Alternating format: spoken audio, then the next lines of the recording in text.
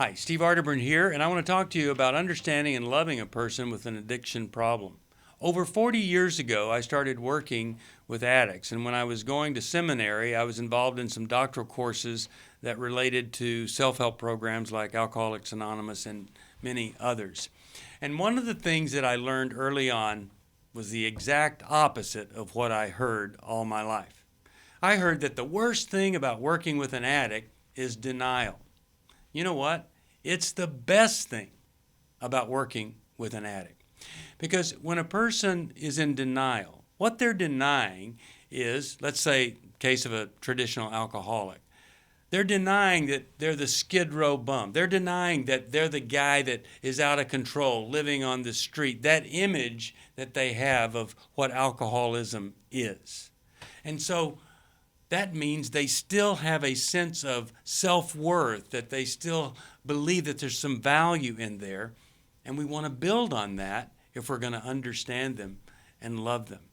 So what we want to do is we want to motivate them to get the help that they don't think they need, or at least on the surface they don't think that they need. Most every alcoholic or drug addict knows that this has to end somewhere. This is getting worse, and it may end in a car crash or death or injury, whatever.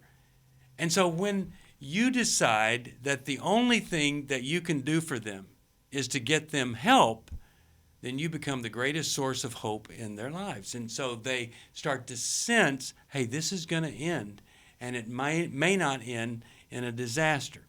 So what you do is you find out what are the resources that are available.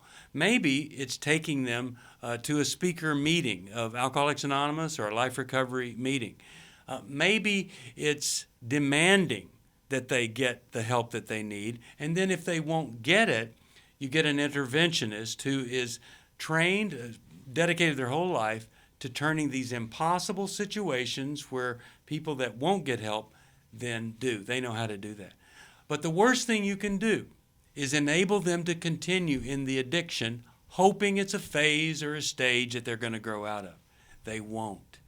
You, being in control of yourself, do whatever it takes to demand that they get the help that they need. You may be the only link to sobriety and recovery. It's not about stopping, it's about recovery.